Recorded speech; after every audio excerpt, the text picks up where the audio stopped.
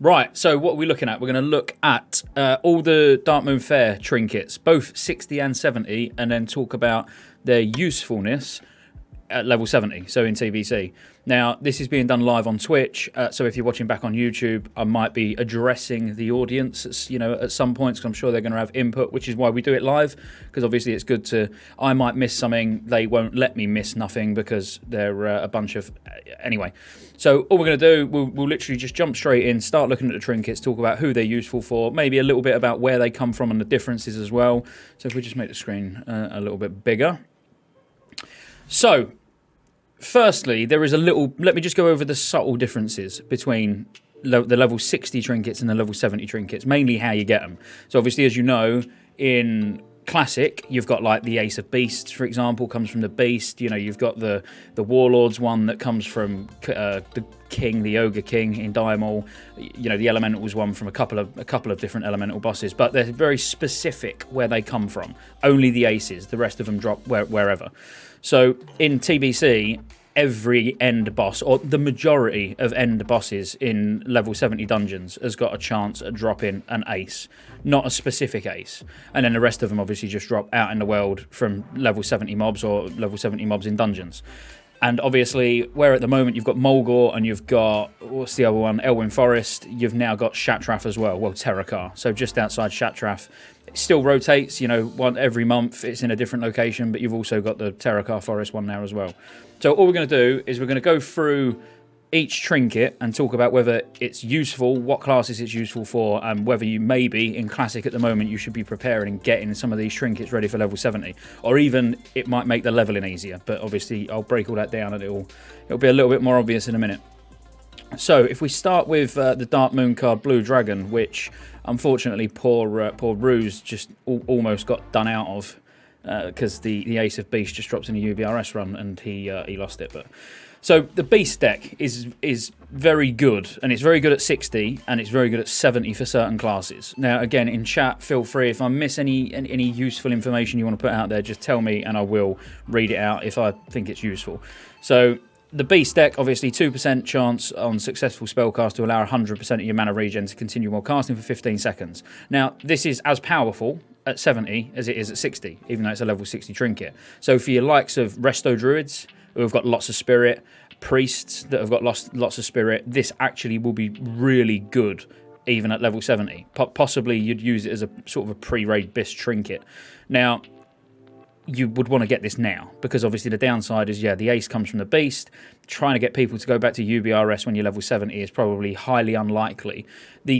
My personal opinion on it, like downside-wise, is it's very fight dependent, as in fight length dependent. If you're going in and you're killing a boss in 30 seconds, 60 seconons, you're not really going to need that mana regen. You might as well get more throughput, so you might as well have an on-use plus healing trinket, or a static plus healing trinket, or whatever you're going to use.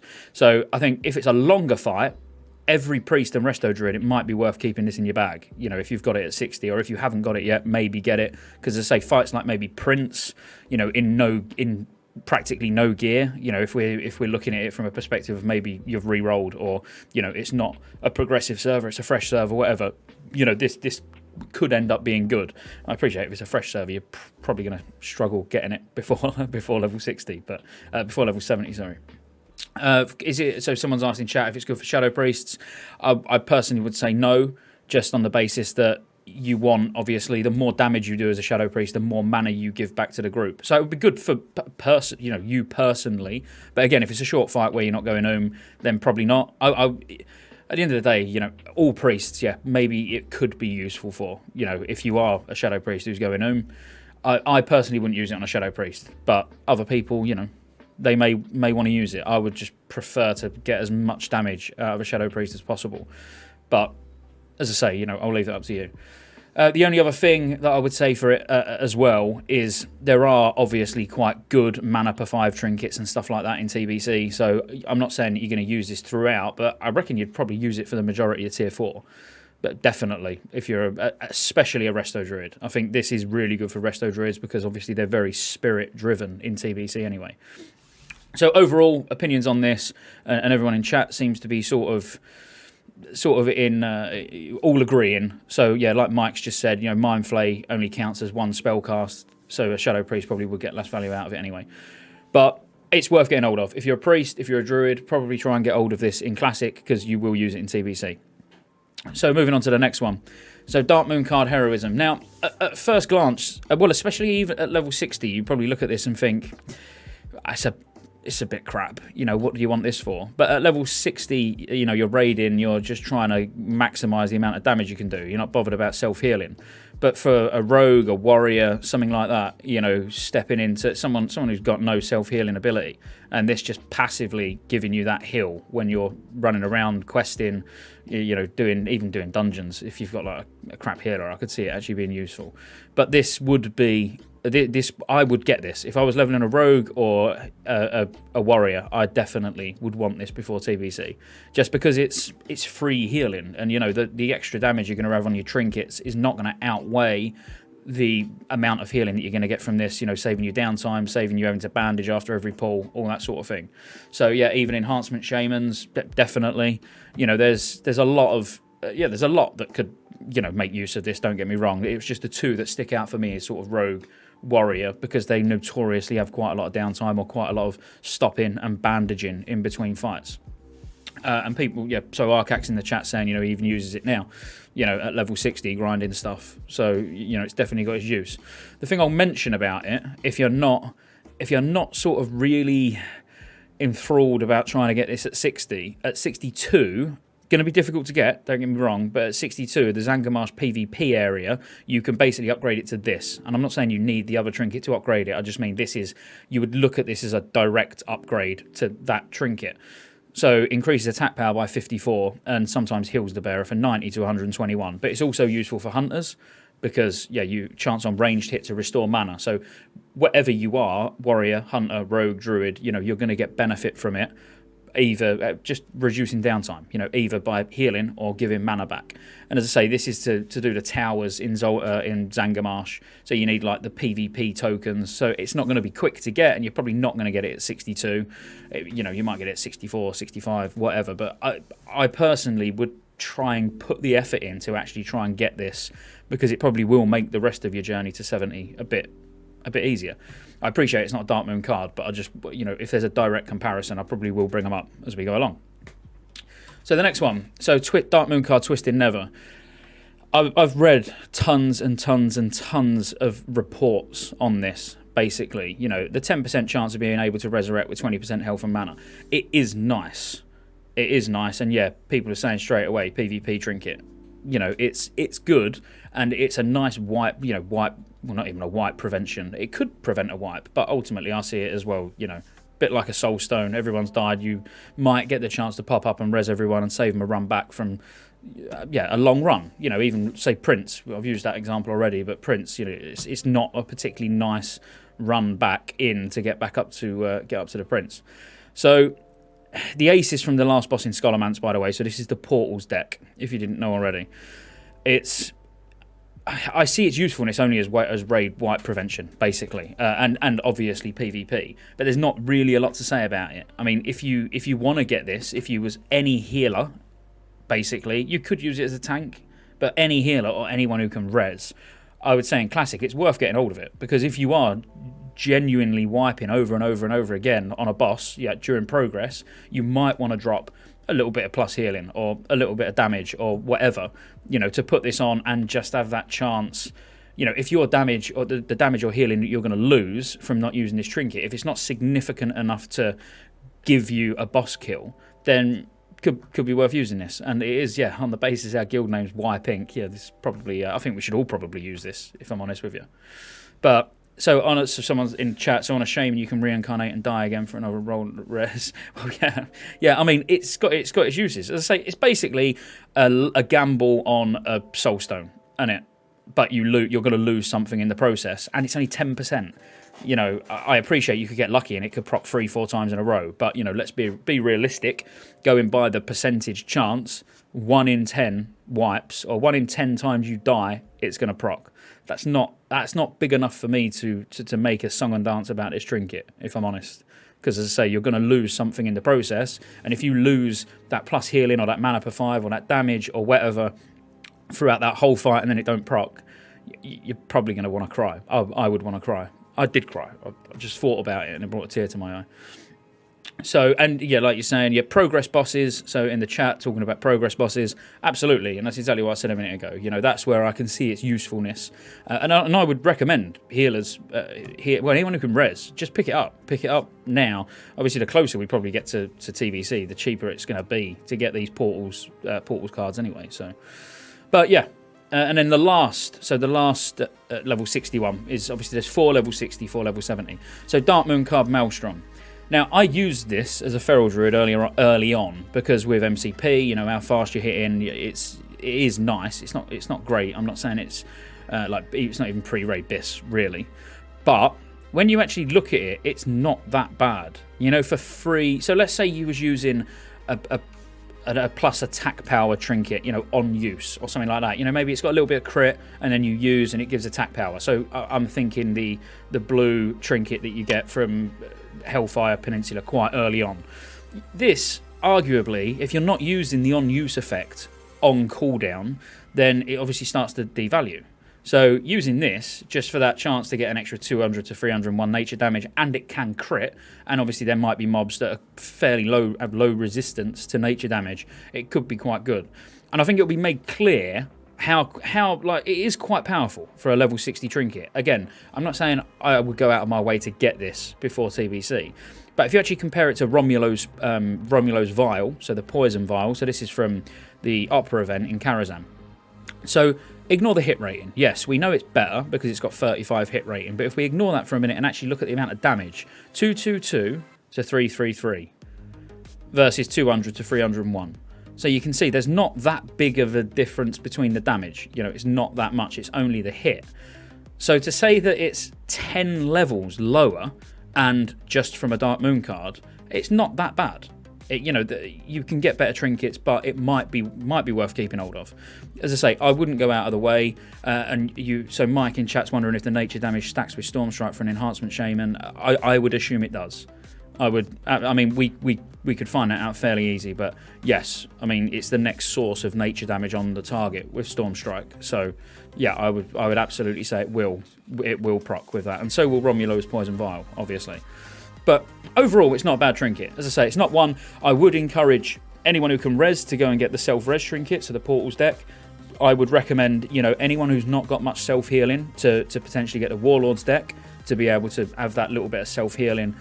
The Maelstrom card's the one that I wouldn't worry whether you've got it or not. But when you actually compare it to Romulo's, it's still fairly strong. Or I think it's fairly strong at least. So, now we're on the level 70 trinkets. So these are the ones that you might not be aware of if you haven't played TBC before. So, Darkmoon card Crusade, which comes from the Blessings deck. So, as I say, remember, the Ace of Blessings, there's not a specific boss it drops from. Just, you know, when you're farming, you'll find them on the auction house. You know, when you're farming your dungeons, trying to get your pre-raid Biss gear and stuff like that, you know, all of the bosses, or the majority of the bosses, have got a chance at dropping an Ace. So, each time you do a melee or range attack power to an opponent, you gain 6 attack power for the next 10 seconds, stacking 20 times. Each time you land a harmful spell on the opponent, you gain 8 spell damage for the next 10 seconds, stacking 10 times. Now, I mean, in chat, feel free to, you know, pipe up what class springs to mind for you guys. I mean, there's one class in particular where I look at this and I'm like, it's overpowered. You're doubling down. You know, I mean, I know, you're looking at longevity of the fight. So if it's a really short fight, you know, getting that 20 stacks is probably, you know, the 20 stacks of the melee attack power is probably going to take a while, or not even melee, it's ranged attack power as well. But, you know, that it's going to take a while to ramp up. But once it's ramped up, you know, you're looking at a big chunk of attack power. And, yeah, the class that I'm thinking of, obviously, is Shaman. So an enhancement Shaman who does both, who does physical damage and spell damage. So you're actually stacking up spell damage and you're stacking up attack power. So I mean, I would rank this quite high, and even Ret as well, Ret Paladins as well. So I think there's a lot of uses for this. And if I was a hunter as well, a hunter could make good use of it. So I mean, if I was an enhancement shaman or paladin though specifically, I'd be trying to get this quite early on. Does the pet attacks count? I don't think so. All the research I've done into this, there was no mention of pet attacks, so I would say no, because it's each time you deal melee or ranged. So it's going to just be your physically your attacks. But overall, really good. As I say, it's the Blessings deck. So all you Enhancement Shamans and Rep Paladins specifically, for me, where I think this is probably the strongest trinket, even though it's good for everything else, rogues, warriors, basically anybody can use this trinket. Any DPS can use it. But the classes that double down from it are obviously going to get the most benefit. So they're the ones that I would recommend sort of try and get this as early as possible. The next one is fun. So Darkmoon card Madness, which comes from Madness comes from the Lunacy deck. So 51 stamina, so instantly you're thinking tank, which I wouldn't disagree with, obviously. But each time you land a killing blow on an enemy that yields experience or honor, you gain the power of madness. Now the fun thing about this is occasionally you'll say like into the madness or something like that. I can't remember exactly what it is, but occasionally you see your character or saying something about going mad, but the opposing faction can see it as well, which is quite cool. I don't believe there's anything like that I remember throughout all the expansions where you could physically say something and the opposing faction would see it as well, without it being all in orcish or being in human or whatever. So obviously, you're probably wondering what this actually does. So I'll bring that up next so we can see. So there's various buffs you can get, and it is class specific. So if you was to look at, say, Kleptomania, which is agility increased by 35, you're not going to get that if you're a priest. It is specific to you. There is a bad one, so Dementia. Well, it can be good or bad. Damage and healing from spells and effects is increased by 5%, or damage and healing from spells and effects is reduced by 5%. But obviously the ones that we're more focused on is, for the melee guys, attack power increased by 70, agility increased by 35, spell melee and ranged haste rating by 35, stamina by 35. So now if you're a tank and you've got the 51 stamina and you then get that 35 stamina, it's a strong tank trinket. I wouldn't say for Prop Paladin, and we'll get to why that is in a little bit, but that will become obvious. Then you've got spell damage and healing increased by 41 for your casters, intellect by 35 again for your casters and healers, spell melee and range crit by 35, and strength by 35. So there's, it's luck of the draw what you're going to get and how useful it is. But what's worth noting, itemization patch is going to play a part in this. So if we go into 2.0, the buff lasts 30 seconds. But if we go into, if it was 2.4.3, it actually lasts a minute, which is quite substantial. If you imagine a minute of an extra 35 stamina as a tank, on top of the 51 stamina you get already. I know you've got to get lucky and get Martyr Complex, but it can be useful, but it's very luck of the draw. And that's why, like me personally as a Prop Paladin, I wouldn't use it, because when we get onto the next trinket, it's going to make a bit more sense. But as I say, overall in 2.4.2, this got buffed. So it doubled in duration, so you get 30 seconds on it now. So overall, nice. If you want to have a bit of fun, I think it's going to be a good one to get, but it's not what you would probably rush for. You wouldn't be like sat at the auction house on your second account, trying to get the cards as quick as possible, because it's just a bit more of a fun trinket to use rather than reliable, is what I would say. So then we've only got 2 left, so this shouldn't be too long, which is good. So Darkmoon Card Vengeance. Now this is the one. This is the Prop Paladin trinket, and this is exactly. I will be investing a lot of money into this as early on as possible. So 51 stamina, and then you've got a 10% chance when hit by an attack or spell to deal 95 to 116 holy damage. Now on the basis of the Paladin's threat, a Prop Paladin's threat comes from holy damage. This trinket is bonkers. And if you think about a holy paladin, a prop paladin, sorry, how often do you actually see a paladin just tanking one mob? All right, if it's a boss. But other than that, you're always going to be pulling 5, 6 plus mobs on every pull. So that chance, 10% is big when you've got 5 or 6 mobs hitting you, obviously. So amazing for AoE tanking. Like I say amazing for even single target tanking, because it's got such a massive chunk of stamina and you can get it very early. You can technically get this before you step foot in a raid. So absolutely 100%, as someone who's going to play Prop Paladin main in TBC, this I will definitely be going for. And this is the Furies deck, by the way. So Ace through 8 of Furies. So all you prop Paladins out there, write that down, and obviously get ready to start getting them. And then the last one. So Darkmoon card Raph. Now I wasn't a fan of this, if I'm honest with you. When I was actually reading up and everything today, it's nice. And if you think of like a Boomkin or an Ellie Shaman, this is probably good for an Ellie Shaman. So each time one of your direct damage attacks doesn't crit, you get 17 crit rating and 17 spell crit rating. So actually, melee or ranged, whatever you want to be. The effect is consumed when you deal a critical strike. So essentially, you're going to get. I think it caps out at like 7.5% crit or something like that.